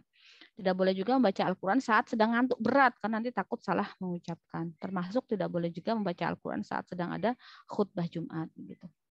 Nah, mungkin itu teman-teman semua materi kita pada kesempatan kali ini tentang ikhtisar kitab At-Tibyan. Sudah jam 5 ya, alhamdulillah masih ada kesempatan sekitar setengah jam lagi atau 20 menit lagi. Saya persilahkan kalau mau ada pertanyaan. Terus saya kembalikan dulu ke Mbak Eri deh. Mbak Eri, monggo nanti kalau ada pertanyaan di chat atau yang raise hand bisa dipandu. Nanti kalau pertanyaan yang nggak rampung, minta tolong yang di Zoom diangkut ke WA grup ya. Nanti insya Allah saya akan jawab sekalian PR saya di pertanyaan pekan lalu. Monggo Mbak Eri. Iya, ini udah ada pertanyaan yang masuk di chat. Bentar, tiba-tiba banyak. Ya kan, tadi baru sibuk menyimak ya. Ya, ini langsung saya bacakan aja ya Ustazah ya. Tapi satu-satu ya Mbak Eri ya. Jadi satu dibacain, saya jawab baru berikutnya. Ya. Takut lupa kalau semuanya dibacain. Yang pertama, ini dari Mbak Zahra. Apakah harus menutup aurat ketika membaca Al-Quran? Dalam hal ini membacanya ketika di dalam rumah bagi akhwat. Afdolnya begitu, karena di dalam Al-Quran kan ada ayat-ayat sajadah ya, ada ayat-ayat rahmat yang kita berdoa, tentu akan lebih afdol kalau kita berdoa dalam keadaan menutup aurat. Walaupun berdoa dalam keadaan apapun tetap tentu diperbolehkan, tetapi lebih afdolnya dalam keadaan menutup aurat. Apalagi misalnya sampai terlihat auratnya, nah itu sudah menurut saya bukan tidak lagi memuliakan Quran. Misalnya pakai daster, lalu kita baca Quran gitu. Kecuali memang karena kita berzikir lagi masak dengan apa yang kita hafal. Tapi kalau menyengaja membaca Al-Quran, menurut saya kita harus memuliakan Al-Quran sebagaimana kita memuliakan majelis ilmu dan sebagainya. Kita sedang mendengarkan kalammu gitu, sedang membaca Allah, bagaimana mungkin kita tidak melakukan persiapan terbaik ketika kita membaca kalam Allah itu. Jadi memang afdolnya menutup aurat gitu. Kalau menyengaja tilawah Quran ya, bukan yang misalnya zikir atau misalnya sambil masak lalu kita mengulang hafalan, itu berbeda lagi ya konteksnya. Gitu Mbak Eri. Oh ya, mungkin sebelum saya bacakan lagi pertanyaan yang masuk di chat room, ada yang mau bertanya secara langsung? Silahkan. Monggo, kalau nggak ada berarti saya mau bacakan lagi pertanyaan yang masuk ke chat room. Ustazah, bagaimana membangun rasa cinta terhadap Al-Quran? Nah, ini harus dimulai dari keimanan kepada Quran dulu ya. Jadi nanti keimanan kepada Quran kita akan bahas. Ini kan berarti At-Tibyan cuma satu part aja ya, selesai ya. Insya Allah pekan depan kita akan belajar kitab Tauhid. Dimulai dari iman kepada Allah. Saya merasa iman kepada Allah tuh bahasannya banyak, karena ada iman uluhiyah, rububiyah, dan asma wa sifat. Otomatis itu mungkin bisa 3 sesi sendiri. Baru setelah itu iman kepada Rasul Muhammad, dan yang berikutnya iman kepada Al-Quran gitu.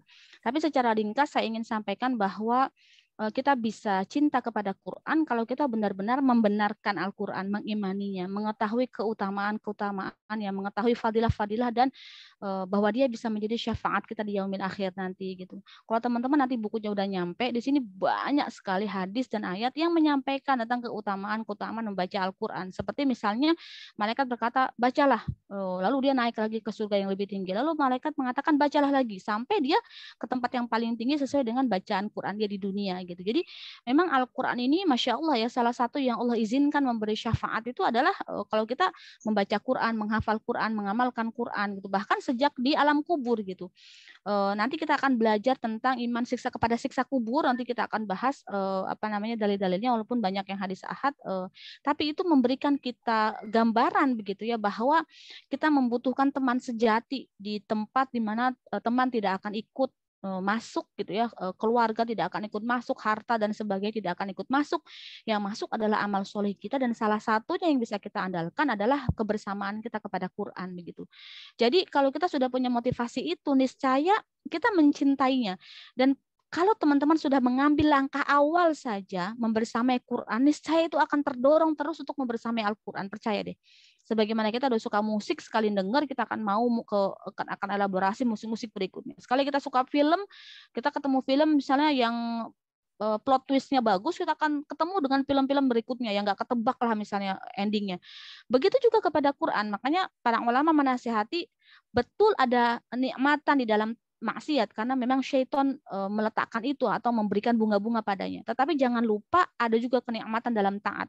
Dan Allah menjanjikan itu, bahwa orang-orang yang bisa merasakan nikmat dalam taat adalah orang-orang yang menjadikan Allah dan Rasulnya sebagai yang utama dibandingkan yang lainnya. Berarti di dalam Al-Quran juga ada kenikmatan ketika membacanya, ada kenikmatan ketika menghafalnya, ketika menjalankannya. Bahkan Abu Bakar As-Siddiq radhiyallahu anhu mengatakan, kalau kamu tidak munafik, niscaya kamu tidak akan puas membaca Al-Quran begitu. Jadi kalau kita baca Quran udah pusing, baca dengan orang ngaji kayaknya kita keliengan gitu, sebel. Sangat mungkin ada sifat-sifat kemunafikan di dalam diri kita. Karena Abu Bakar As-Siddiq sampai berkata begitu gitu. Kalau kita nggak punya sifat munafik di dalam diri kita, niscaya kita tidak akan pernah puas dengan bacaan-bacaan Al-Quran kita. Mau kita tambah-tambah terus begitu. Jadi menurut saya kalau kita bicara membaca Al-Quran sebagai sebuah kegiatan rohiyah, yang kita butuhkan bukan cuma latihan atau riyadhah bacanya, tapi juga mempertebal keimanan kepada dia, memiliki pemahaman yang utuh terhadapnya gitu. Sebelum ini saya punya kajian offline, saya ngisi kitab Ulumul Quran. Itu setiap saya ngisi, entah saya atau murid itu mesti menangis gitu, karena bersama dengan Ulumul Quran yang kita kaji gitu ya, itu saya merasakan getaran yang luar biasa. Kan ada ayat tambahan, ada tafsir para ulama, ada pembahasan-pembahasan yang Masya Allah gitu.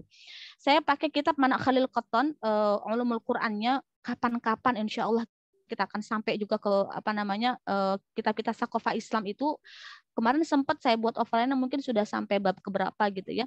Dan itu luar biasa. Mungkin kalau di sini ada Mbak Maya Triana atau Mbak Sabta bisa cerita gitu, bagaimana ketika kita mendekat kepada Quran, ketika kita pelajari ilmu-ilmu yang terhubung dengan Quran, itu hati kita tuh rindu gitu. Kita ada zauk, rasa rindu untuk bisa terus-menerus mengkaji Quran. Bahkan saya ngomongnya aja udah bergetar nih gitu. Jadi karena ada nikmat yang luar biasa di dalam taat gitu. Jadi memang benar ada nikmat di dalam tidur, ada nikmat di dalam nonton film, ada nikmat dalam menyanyi, ada nikmat dalam santai-santai. Tetapi ingatlah bahwa di dalam ketaatan, kalau kita melakukannya karena Allah, itu muncul rasa cinta, itu me time-nya kita gitu loh. Dan itu Masya Allah gitu. Ya tetapi dimulai dari bangunan keimanan yang kokoh dulu gitu. Nanti insya Allah kita akan bahas itu pelan-pelan ya. Jadi kita akan belajar bareng. Nanti insya Allah ada kitab-kitab yang teman-teman bisa jejak telusuri. Jadi saya nggak yang pokoknya kitabnya susah nih, hanya saya yang tahu. Nauzubillah min dzalik, ya tidak begitu. Sehingga teman-teman jadi bisa belajar, bisa baca, bisa koreksi, bisa juga tanya dari bacaan-bacaan teman-teman sendiri gitu ya. Jadi kurang lebih itu sih Mbak Eri kalau secara pribadi jawaban saya ya, bagaimana caranya agar kita bisa terus cinta dengan Quran, bisa istiqomah misalnya membersamai Quran dan seterusnya. Ya, baik. Ada yang mau bertanya secara langsung mungkin? Mbak Eri izin tanya.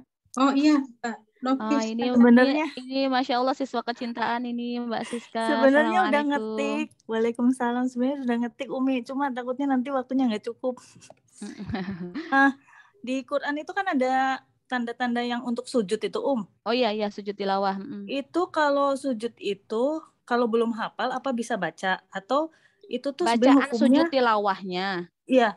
Oh ya boleh, Terus, boleh. Terus itu sunnah atau wajib, sebenarnya kalau kita lihat tanda itu terus kita harus sujud, atau kalau nggak sujud nggak apa-apa, Sunnah hukumnya, tidak wajib, sunnah. Oh. Ya, dan itu kalau belum hafal kita boleh baca apa-apa yang biasa dibaca dalam sujud. Jadi tidak harus bacaan sujud, tapi kan bacanya kan pendek saja gitu. Jadi ya karena kadang-kadang kita nggak jarang membaca ya, sehingga kita tidak terlalu menghafalnya. Tapi ya itu disunahkan, dan masya Allah kita boleh tambah dengan doa-doa yang lain sebenarnya. Karena itu kan waktu-waktu apa yang mustajab ya, di mana Allah Subhanahu Wa Taala menginginkan kondisi kita dalam kondisi yang mengagungkan Allah dan Rasulnya, dan mengagungkan Allah dalam hal ini dengan ayat-ayat Al-Quran yang ada ayat-ayat sajadahnya gitu.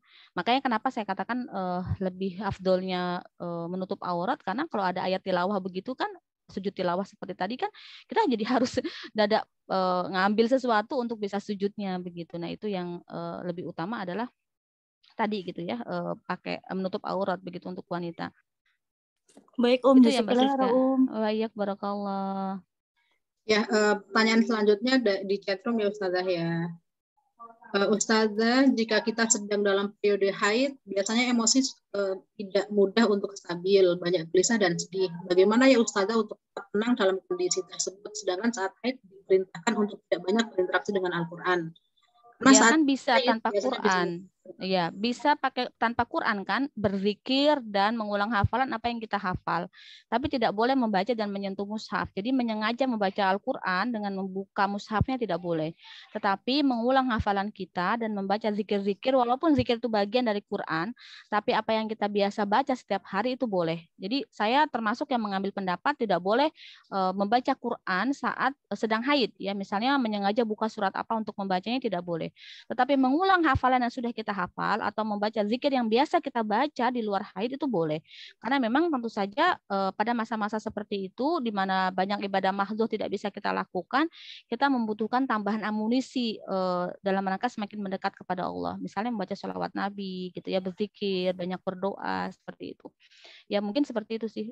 Tidak boleh ya sengaja membuka Quran dan membacanya serta menambah hafalan tuh nggak boleh. Saya mengambilnya yang tidak boleh. Begitu. Maaf Ustazah, itu kondisinya harus dalam keadaan menutup aurat.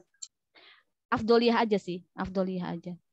Oh maksudnya yang nggak buka bacaan ya enggak dong, nggak apa-apa dong. Zikir kan bisa setiap saat. Teman-teman lagi masak pakai dasar mau zikir ya kan nggak apa-apa kan, daripada masak sambil nyanyi, mendingan masak sambil zikir. Ya kan?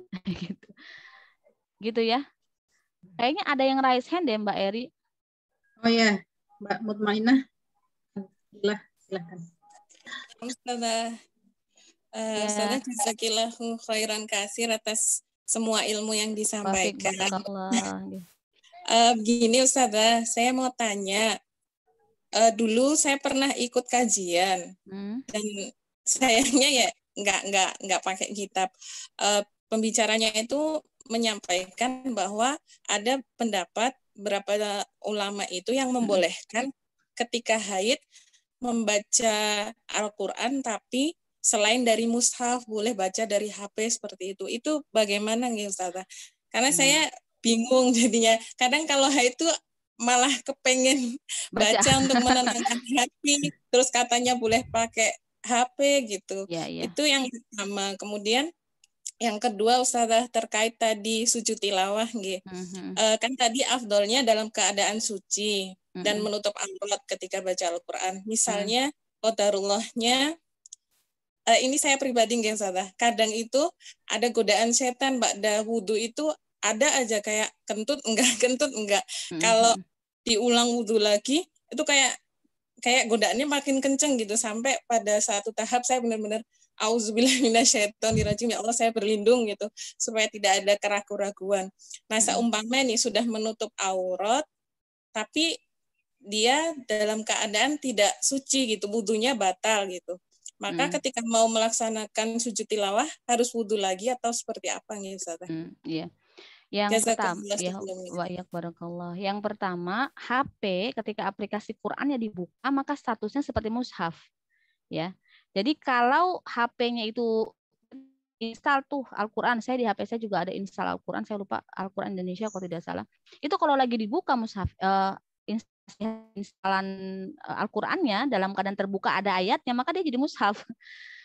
Kecuali kalau terjemahnya lebih banyak dibandingkan bahasa Arabnya. Tetapi kalau dibuka itu jadi mushaf walaupun HP gitu ya. Jadi bukan benda itunya tapi dia terkandung apa di dalamnya. Tetapi kalau tidak sedang dibuka aplikasinya ya dia jadi HP biasa.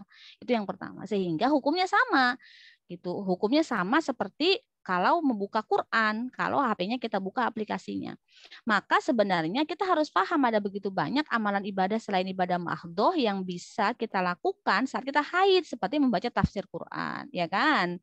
Membaca terjemahnya, berarti kan dari Al-Quran yang ada terjemahnya sehingga dia tidak disebut sebagai mushaf, kan begitu.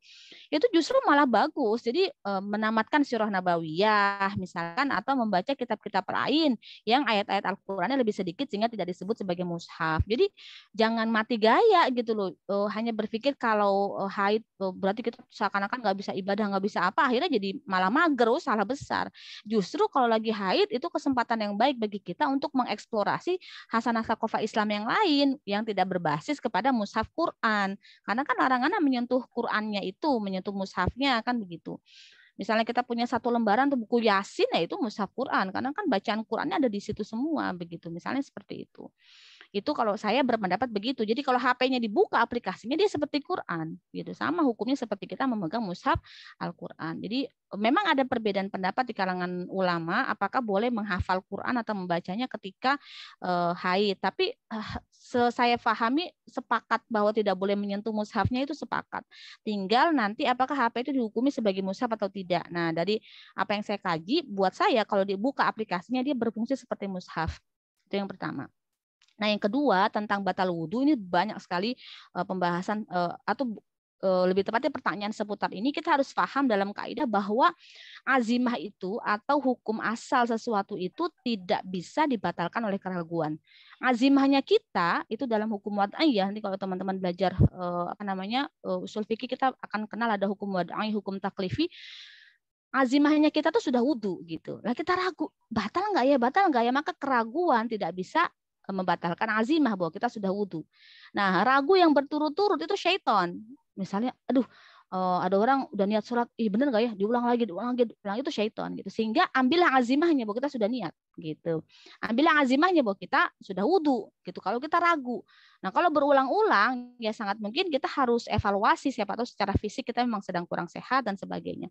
Memang sujud tilawah tidak mengharuskan suci dalam keadaan berwudhu karena yang disebut dengan suci itu tidak berhadas ya kan. Tidak berhadas itu kan bisa juga nggak wudhu gitu.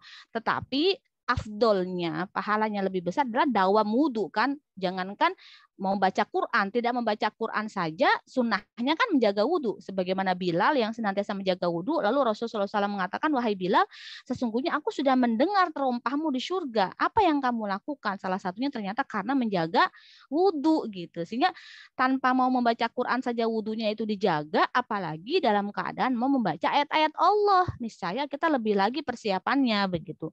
Tapi jangan dibikin rese, gara-gara nggak wudhu jadi nggak mau baca Quran. Nggak begitu juga gitu ya. Itu kan afdolnya, bukan berarti lalu menjadi dibatalkan gitu loh pahala wajibnya. Kan kadang manusia suka ketukar-tukar ya alur berpikirnya. Apalagi di zaman sekarang yang dunia udah kebolak-balik alur berpikirnya kan. Sehingga kita sendiri jadi kebawa gitu dalam praktekan agama. Jadi saya rasa begitu. Kalau berulang-ulang keraguan itu syaitan, maka ambil azimahnya. Hukum asalnya kita kan sudah wudhu. Maka hukum asal itu, azimah itu tidak bisa dibatalkan oleh raibun, oleh keraguan.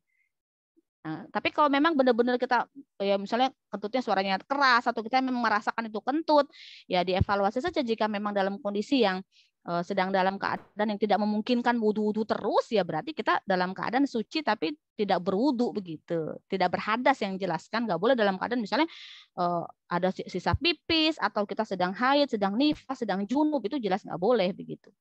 Kurang lebih begitu ya Mbak Mutmainah. Syukran Sabah. Wa iyyak barakallahu afwan. Gitu Mbak Eri, mungkin bisa yang di chat lagi. Ya, ini ada. Saya sambil gendong anak, jadi saya nggak bisa buka chatnya. Ustazah, bagaimana tanggapan Ustazah kalau ada seorang dokter kandungan yang sering sekali share untuk membaca surat Maryam ayat 1-10 agar cepat hamil? Nah, ini saya kalau yang begini-begini level pembahasannya bukan di dalil ya. Jadi ini lebih ke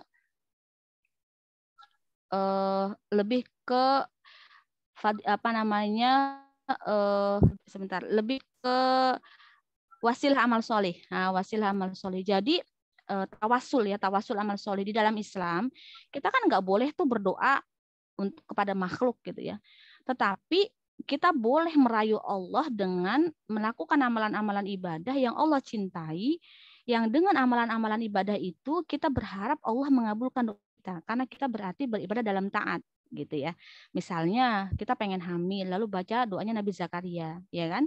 Nabi Zakaria berdoa, ya Allah berikanlah aku wali gitu kan, anak di sisimu yang dengan itu dia bisa mewariskan kenabian. Misalnya kita mengambil wasilah itu baca doa Nabi Zakaria. Atau misalnya kita pengen hamil, lalu kita banyak bersodakoh, dan dalam sodakoh kita niatkan, ya Allah, kalau engkau ridho dengan sodakohku, jadikan ini sebagai salah satu keridhoanmu agar aku diberikan keturunan, misalnya begitu.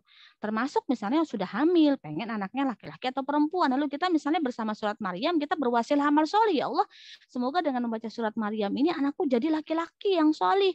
Atau kalau baca surat Yusuf, tadi maunya anak perempuan ya, misalnya baca surat Yusuf, aku jadi anak yang solih ya, seperti itu kan nggak ada rumus bakunya eksak, kalau baca Yusuf lo jadi anak perempuan, kalau baca surat Maryam jadi anak laki, karena tidak ada dalilnya. Tetapi bukan berarti juga nggak boleh, itu yang kita sebut sebagai tawasul amal solih.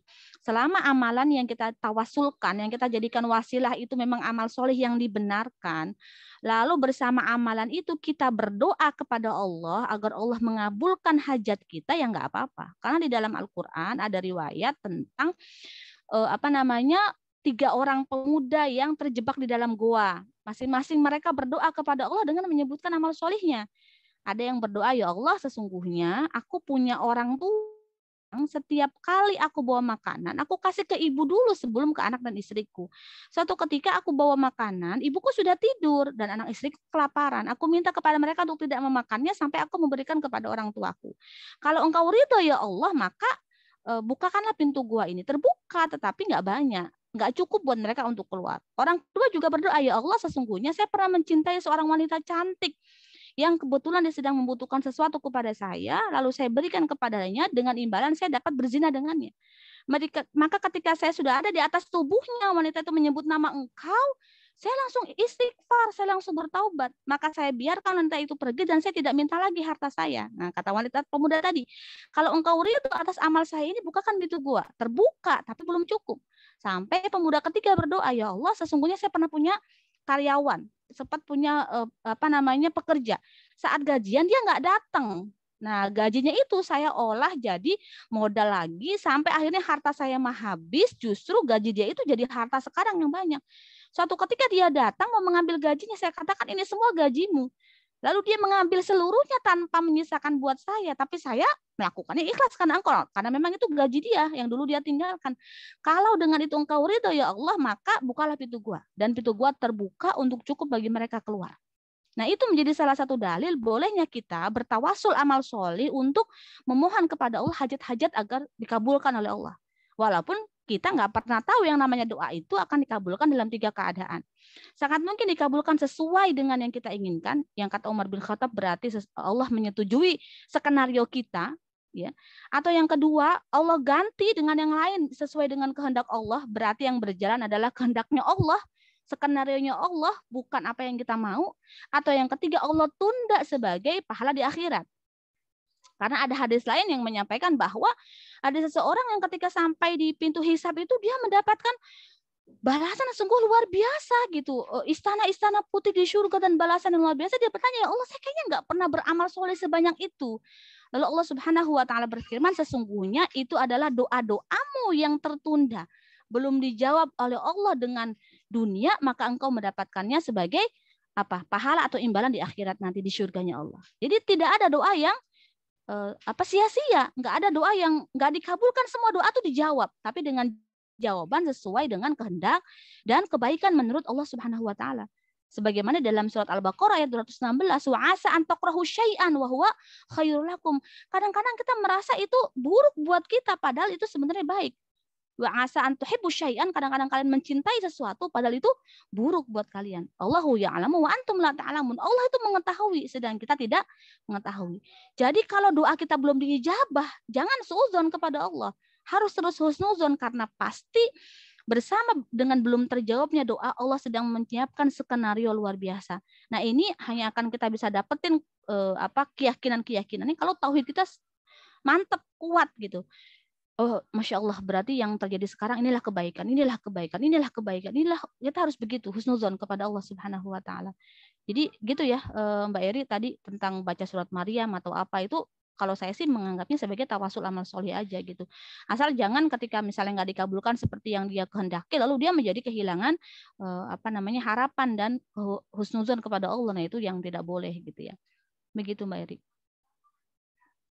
Baik, Ustazah. Teman-teman sekalian, kalau ada yang mau bertanya secara langsung, belum ada yang raise hand ya. Ya, lanjut aja, kayaknya pertanyaan di chat banyak ya. Banyak. Ustazah, apa kita boleh membaca doa dari Al-Quran saat sujud? Ini ada beberapa yang bertanya tentang ini. Saat sujud di mana? Di waktu sholat? Iya. Kalau sujud di waktu sholat ya boleh, asal jangan dijahirkan di dalam hati. Kan salah satu waktu-waktu mustajab ya di dalam doa kan adalah saat sujud itu loh, sama saat tasyahud akhir, itu juga waktu-waktu yang dianjurkan untuk banyak berdoa. Nggak apa-apa, asal jangan dizahirkan. Kalau dizahirkan sholatnya batal, karena itu berarti membaca apa yang di luar bacaan sholat gitu. Boleh. Iya, ada yang bertanya semisal apakah ini diwajibkan?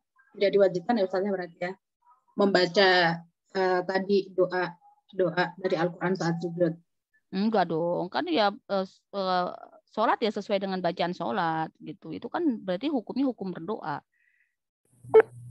Ya. Pertanyaan berikutnya, Ustazah izin bertanya tentang adab mendengar murotal. Apakah boleh mendengarkan murotal dalam rangka menghafal sambil memasak atau bekerja? Boleh. Boleh lah kalau itu, malah bagus itu. Berarti kita mensuasanakan dengan suasana Islami, nggak apa-apa selama bukan mengulang-ulangnya kita lagi di kamar mandi gitu, tapi terus-menerus memperdengarkan murotal itu menurut saya sesuatu yang baik, karena kita kebaikan juga perlu dikondisikan kan. Seseorang tuh suka itu salah satunya karena biasa, selain karena iman ya. Jadi ada proses riyadhah amal soleh, berlatih beramal soleh, salah satunya dengan melakukan pembiasaan. Kalau teman-teman yang cara belajarnya auditori dengan ngedengerin ya itu sangat baik gitu. Kalau misalnya visual itu kan harus lihat mushaf ya, atau lihat videonya gitu. Jadi tergantung sih cara menghafal yang seperti apa yang baik. Bahkan menurut saya sifat auditori itu adalah sifat alami manusia loh ya. Kenapa? Karena bayi itu pertama kali kemampuan yang diberikan Allah kepada dia adalah mendengar gitu.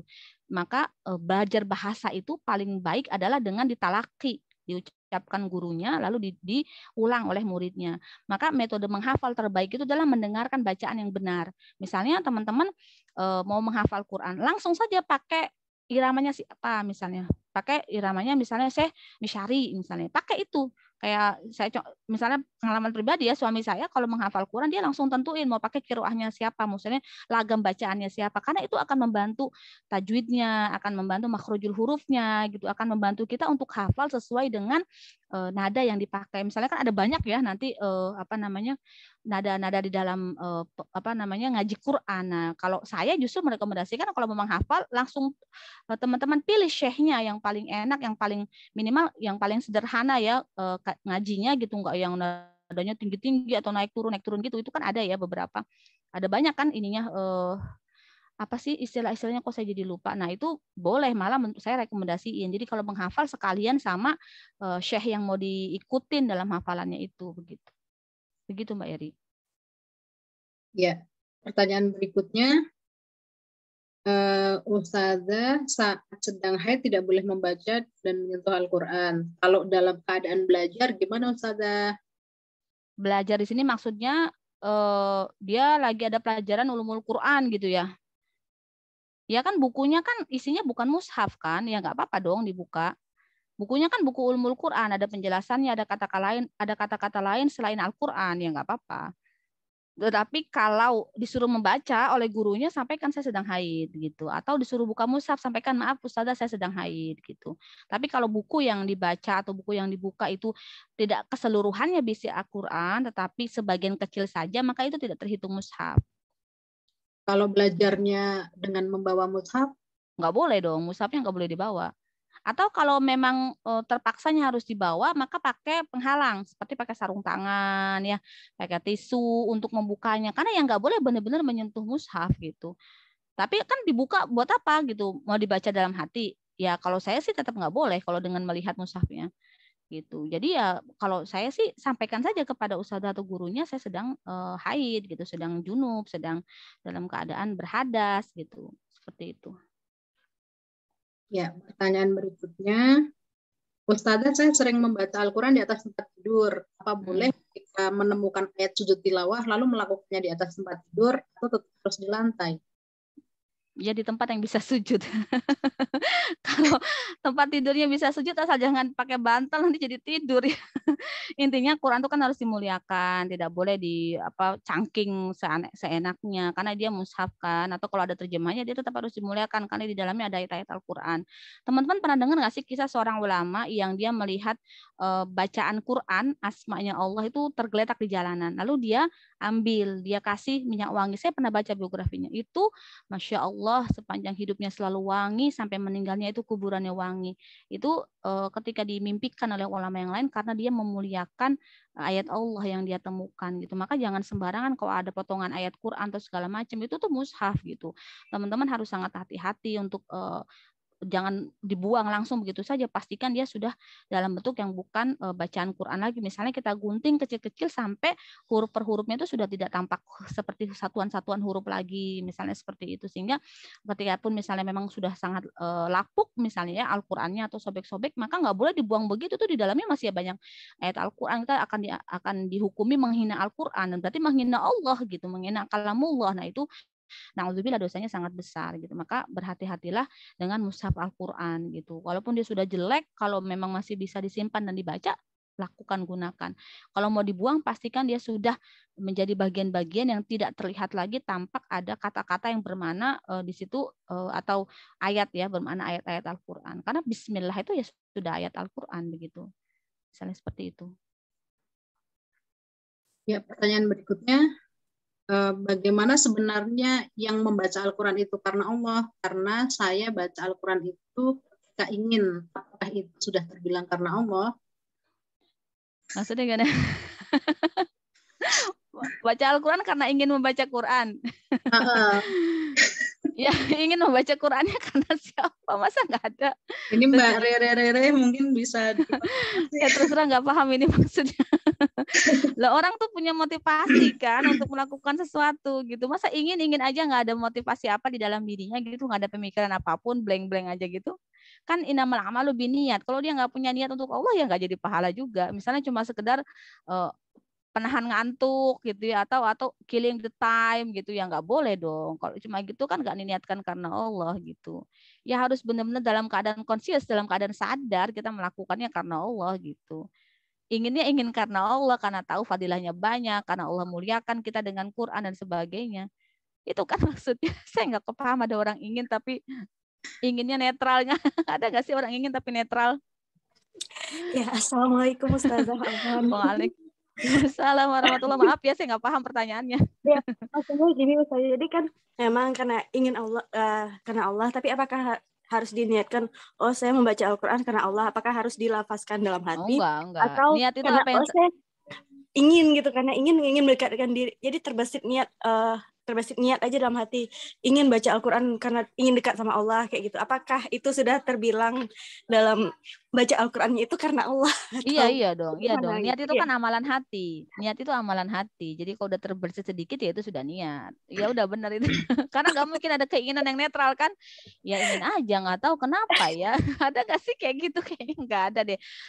Jadi kalau di dalam teori kepribadian ya, nanti kita akan bahas yang namanya sebuah keinginan Itu namanya preferensi, muyul itu pasti dipengaruhi oleh pemikiran. Behind the scene-nya itu pemikiran. Nggak mungkin muncul muyul, muncul kecenderungan kalau tidak ada preferensi sebelumnya. Maka nanti kalau kita bicara kepribadian, bagaimana agar kita selalu punya kecenderungan-kecenderungan Islami, itu harus dimulai dari pemikiran. Setelah pemikiran itu dibiasakan, maka muncul muyul. Nah, muyul itu bahasa Arab, bahasa Indonesia itu atau mailun ya kalau bentuk bentuk tunggalnya. Nah, artinya apa? Keinginan, ada mailun, ada rasa condong untuk menginginkan baca Quran. Kok bukan condong dengerin musik rock? Nah, itu kan berarti ada persepsi di dalam benak kita yang kita tanam di situ, kita riadohkan, kita latih. Nah, itu berarti masuk dari kepribadian, berarti kita sudah cenderung kepada perkara-perkara yang Allah cintai, begitu. Ya itu alhamdulillah, kan ada orang yang sebel banget sama apa-apa yang berbau Islam gitu, suruh sholat males, suruh apa males ya, karena dia tidak punya pemahamannya, tidak dia latih, boro-boro muncul keinginan yang ada benci gitu. Kalau sudah muncul keinginan pada perkara-perkara yang Allah ridhoi, itu berarti kepribadian kita sudah terbentuk menjadi kepribadian Islami gitu, karena semua yang kita inginkan sudah terreferensi dari Allah gitu, dari Islam gitu, seperti itu. Jadi itu bagus justru. Sampai nggak kepaksa gitu loh, sampai nggak kepaksa ngajinya gitu, karena Allah kan ada orang yang ngaji kayak misalnya anak saya ya kan setiap hari harus murojaah minimal setengah juz gitu, baca Quran juga minimal 5 lembar, itu kan masih gitu loh kan, karena dia belum terbentuk cintanya, baru dibiasain tanpa cinta, makanya harus dibarengin riadohnya, itu harus dibarengin dengan rasa cinta. Cinta itu muncul karena iman gitu. Jadi kalau udah ingin jadi refleks, wah itu luar biasa. Itu berarti sudah level berikutnya gitu dari orang beribadah yang karena masih terpaksa. Gitu. Mbak Eri sampai 5.30 aja ya, soalnya sebentar lagi maghrib. Oh ya, ini ngabisin pertanyaan ya.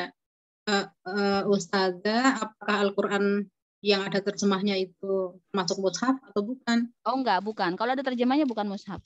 Yang mushaf itu yang full Quran tanpa terjemah. Kalau ada terjemahnya bukan mushaf, tafsir juga bukan mushaf. Jadi tafsir boleh dibuka. Kan tafsir itu kan biasanya sampingnya ayat Quran. Kayak tafsir saya nih, fikih tafsir Jalalain mana ya, itu besar sekali, itu ya ada Qurannya tapi ada tafsirnya. Per ayat itu ditafsirkan lagi. Bukan cuma diterjemahkan tapi udah ditafsirkan lagi. Kalau misalnya ada ayat-ayat yang mutasyabihat itu langsung ada tafsirnya, itu bukan mushaf. Maka boleh buka itu saat haid untuk dibaca tafsirnya begitu. Ya, tafsir Ibnu Katsir kan pasti memuat ayatnya, kan itu nggak apa-apa, itu tafsir, bukan mushaf. Oke, lanjut ke pertanyaan berikutnya. Bagaimana menghadapi teman-teman kita yang mencukupkan dirinya hanya fokus di belajar membaca Al-Quran dan tidak ada kemauan untuk meningkatkan tilawahnya dengan memahami, menghafal, apalagi mendakwahkannya? Ya diapresiasi dulu. Berarti pemahamannya baru sampai segitu kan. Diapresiasi dulu. Seseorang itu kan tadi ya terdorong karena pemahaman. Pertama itu kan amal solih kan. Membaca Quran itu amal solih. Tapi dia kan harus ketika sudah melakukan amal solih itu, orang yang solih itu orang yang tidak pernah cukup dengan amal solihnya. Bahkan para sahabat aja selalu menangis kalau mengingat amal solihnya karena takut nasib mereka di akhirat. Itu para sahabat loh. Kok kita nggak kayak gitu? Sehingga menurut saya diapresiasi dulu sambil pelan-pelan ya kita sampaikan gitu bahwa baca Al-Quran terbata-bata itu dapat 2 pahala, tapi baca Al-Quran dengan lancar dan tartil itu bersama para malaikat yang mulia, jadi akan selalu dibersamai para malaikat yang mulia. Orang kan dikasih uang 1 juta sama 10 juta minta mana? Minta 10 juta kan, dapat pahala segini dengan pahala yang lebih banyak lagi, seharusnya dia akan minta pahala yang lebih banyak lagi, akan terdorong dengan pahala yang lebih banyak lagi gitu. Oleh karena itu ya motivasinya harus dengan pemahaman sih ya, pelan-pelan, jangan dicibir nanti malah nggak ngaji. Saya punya tetangga yang dari jadinya sholat jadi nggak mau sholat gara-gara dibilangin sama ustadznya, percuma sholat kalau nggak nutup aurat. Nah dia kan nggak mau pakai kerudung, ya dia sisa nggak sholat. Coba saya ngapain sholat, kata ustadznya, percuma sholat kalau nggak nutup aurat, kan itu salah ngasih nasihatnya. Jadilah dia sekarang sudahlah tidak sholat, tidak menutup aurat juga gitu. Nah seperti tadi, janganlah dia sudah baca Quran lalu kita bilang kamu nih cuma baca Quran nggak mau ngafal, nggak mau apa, kewajibanmu tuh banyak. Ya sudah, tambahlah dia, yus kalau gitu mendingan nggak usah sekalian. Nah jadi cara kita menyampaikan juga harus tepat ya. Kalau itu sudah benar ya diapresiasi, tinggal ditingkatkan lebih banyak begitu. Gitu ya. Mungkin ya Mbak Eri. Oh, baik Ustazah, ini sudah jam 5.31 di saya mah. Tapi ini ada yang minta rekomendasi buku-buku sejarah nih Ustazah nih. Oh, nanti kita belajar sirah, tenang aja. Kita belajar sirah Islam. Nanti saya punya 2 kitab sirah rekomendatif banget. Jadi sirahnya karangan Syekh Qol Haji sama Muhammad Al-Buti. Nanti saya akan tunjukin kitab sirahnya. Jadi jangan sirah yang lain dulu. Sirah Nabawiyah dihatamkan dulu, lalu sirah Khulafaur Rasyidin, lalu sirah-sirah berikutnya begitu ya. Jadi kita biar punya pemahamannya punya fundamental bagus, lalu bisa dikaitkan berikut-berikutnya. Sehingga kalau ada kesalahan di sejarah-sejarah berikutnya, misalnya kita jadi paham bahwa itu adalah sejarah. Sementara kalau kita bicara sirah Rasul, maka dia bagian dari dalil gitu. Gitu ya. Ya. Ustaz. Kayaknya kita terus gimana ini, siapa ada yang kayaknya nanti di aja ya di drop di kolom chat ya. Ini anak saya kebetulan yang sedang saya gendong ini ngompol, jadi saya juga perlu segera bebersih diri untuk sholat. Oh, siap. Ya udah banyak yang live juga ya karena sudah azan di beberapa tempat, mungkin kalau di Jogja baru mau makan. Iya. Baik ya teman-teman sekalian, alhamdulillah kita sudah selesai kajian kita pada sore hari ini. Masya Allah sekali ilmunya. Jazakallah khairan. Semoga kita menjadi generasi yang cinta dan menjaga Al-Quran gitu. Mari kita akhiri forum kajian kita dengan istighfar, doa kafaratul majlis, dan hamdalah bersama-sama. Astaghfirullahaladzim, astaghfirullahaladzim, astaghfirullahaladzim. Subhanakallahumma wa bihamdika asyhadu an la ilaha illa anta astaghfiruka wa atubu ilaik. Alhamdulillahirabbil alamin. Saya selaku pandu forum kajian pada sore hari ini, apabila banyak kekurangan mohon maaf. Billahi hidayah wa taufik. Assalamualaikum warahmatullahi wabarakatuh. Waalaikumsalam warahmatullahi wabarakatuh. wabarakatuh.